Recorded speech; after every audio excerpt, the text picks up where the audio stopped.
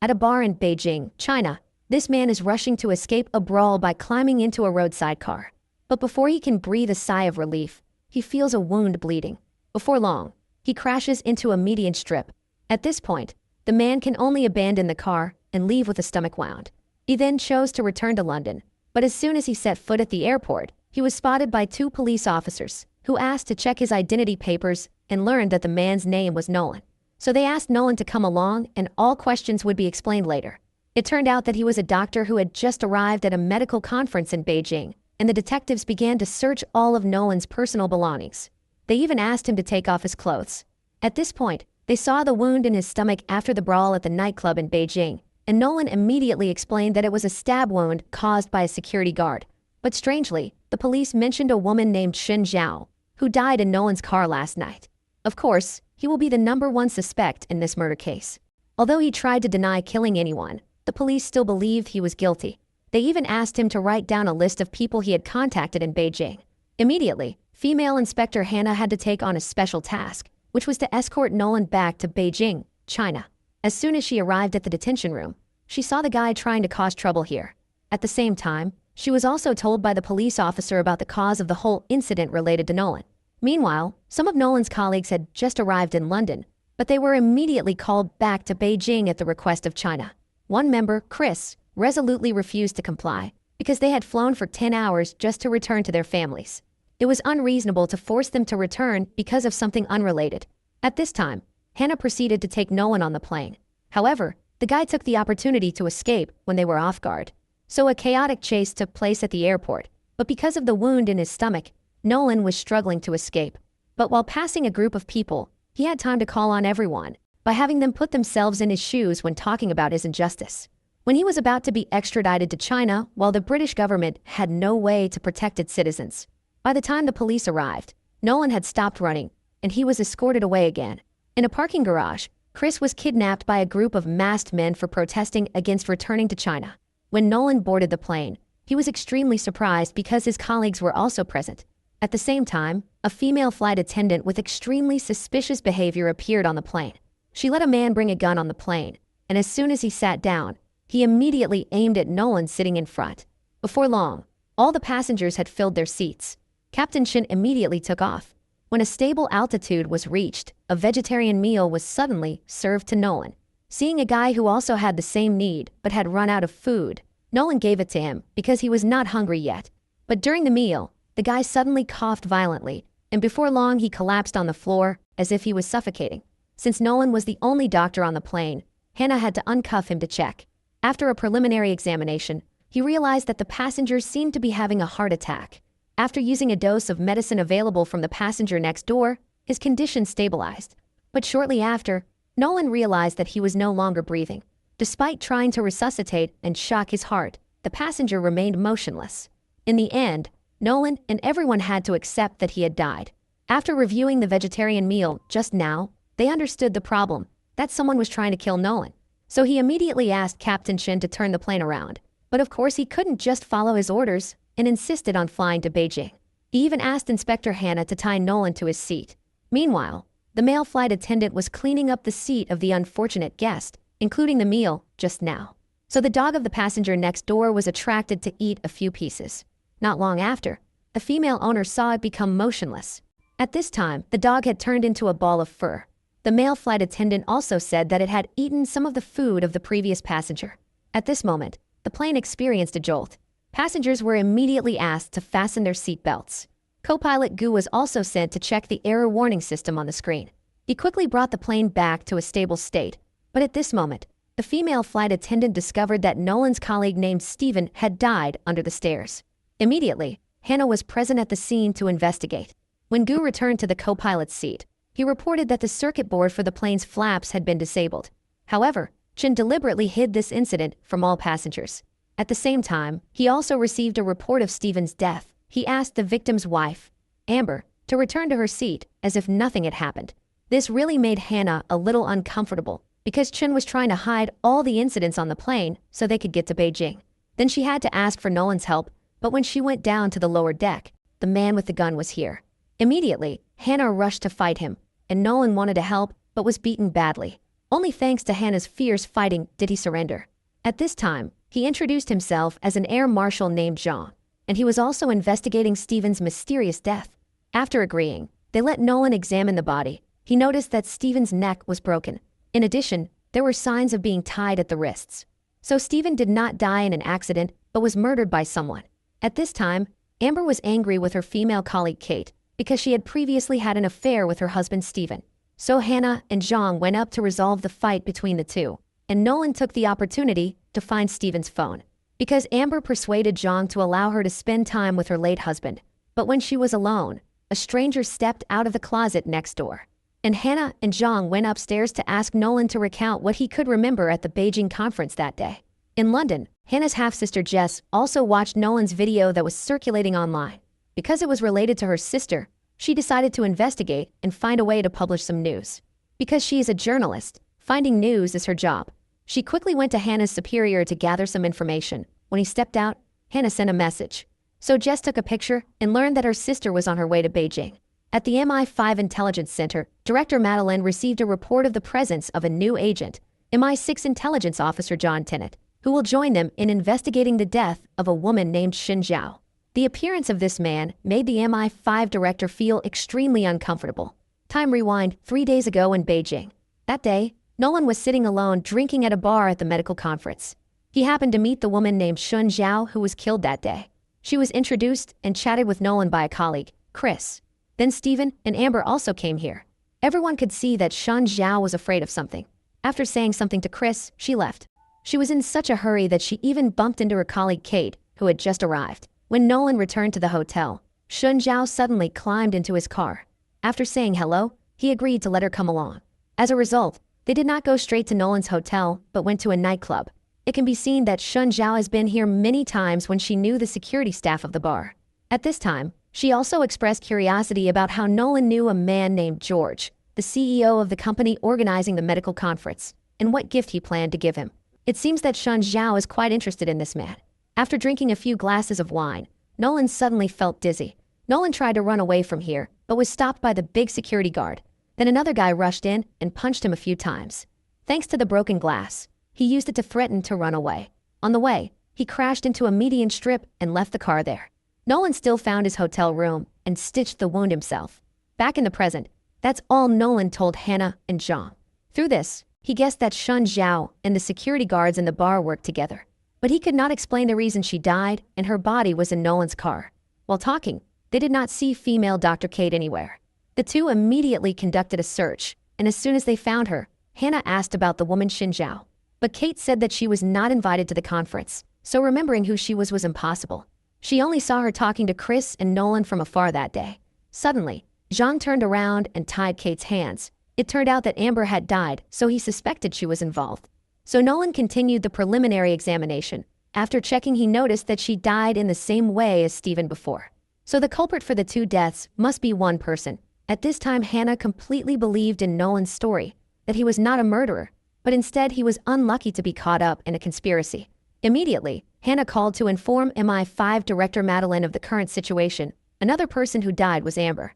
She discussed with MI6 Officer John and the Chinese Minister of Commerce. Assessing the current situation on the plane, Madeleine wanted it to be recalled to London. However, the Chinese side still insisted that the plane continue to Beijing.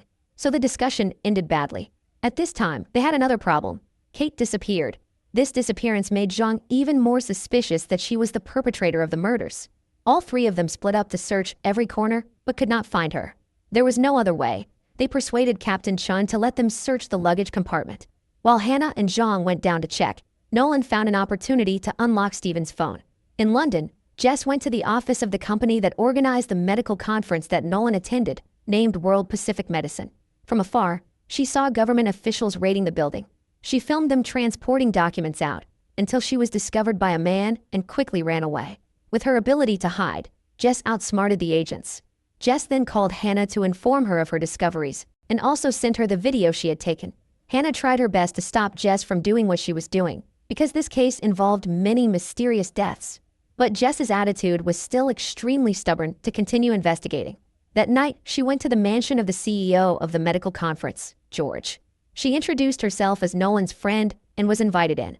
But unexpectedly, He was holding a gun hidden behind his back. When he entered the room, he directly pulled out the gun and searched.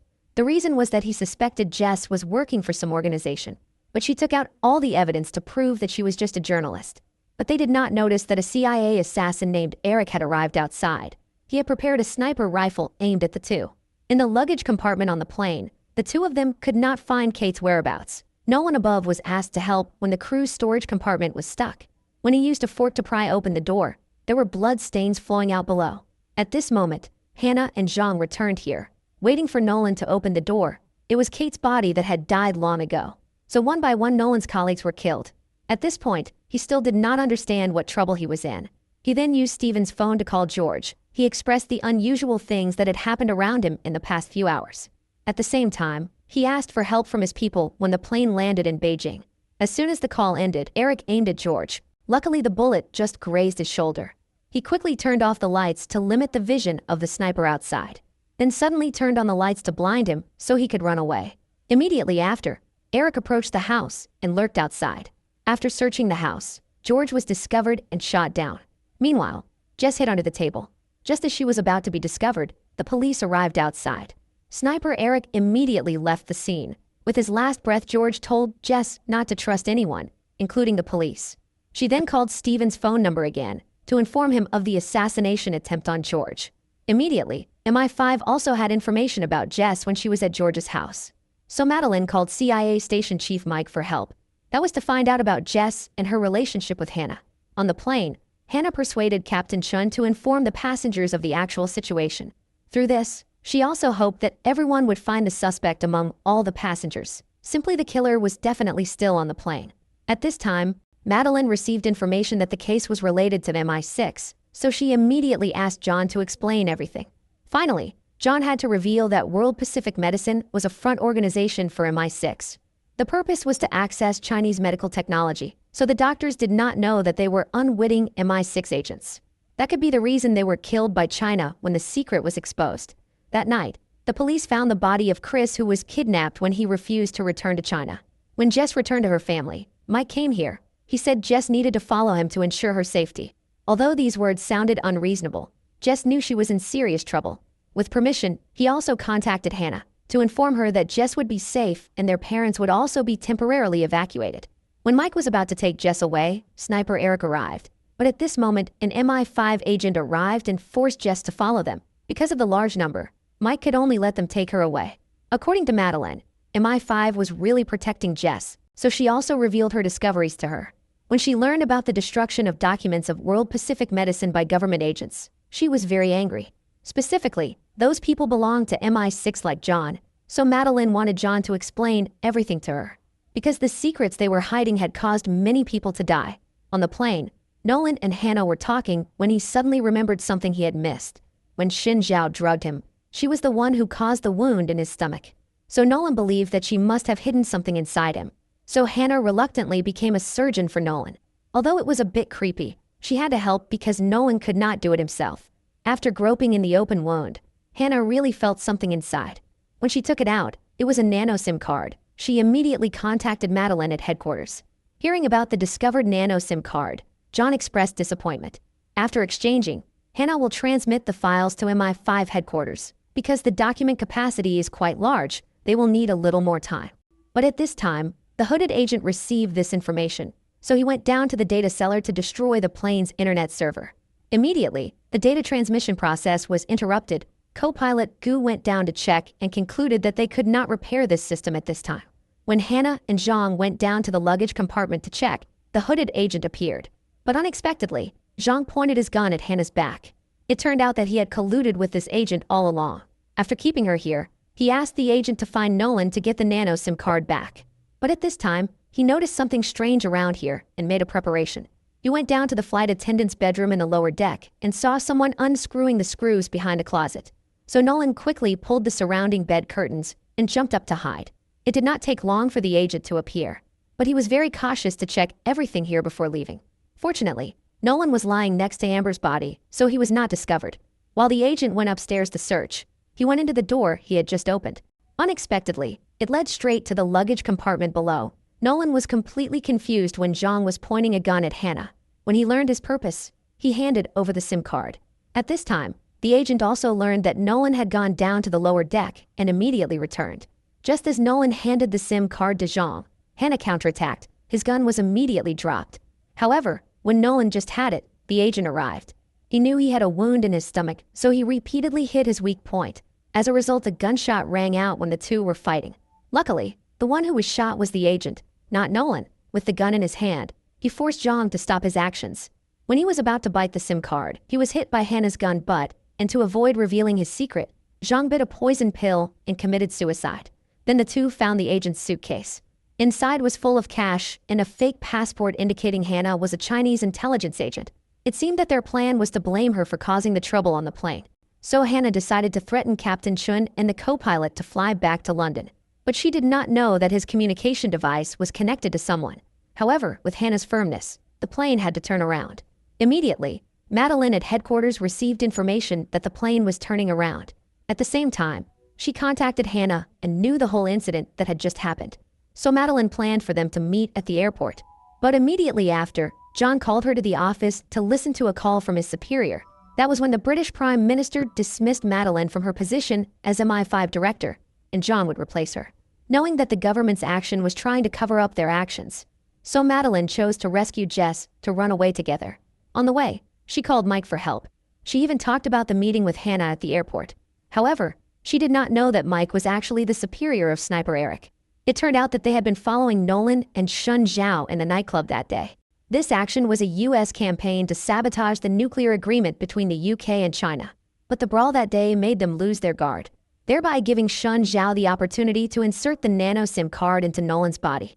So when Shun Zhao was on her way back, Mike and Eric attacked her. Of course, what they wanted was no longer on her.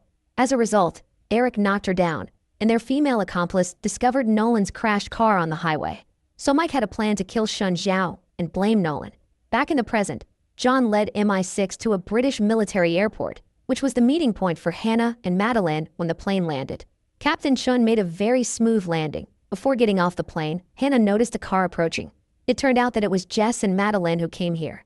So she and Nolan were taken away by them before John led his people there. Instead, they could only continue to investigate the bodies on the plane.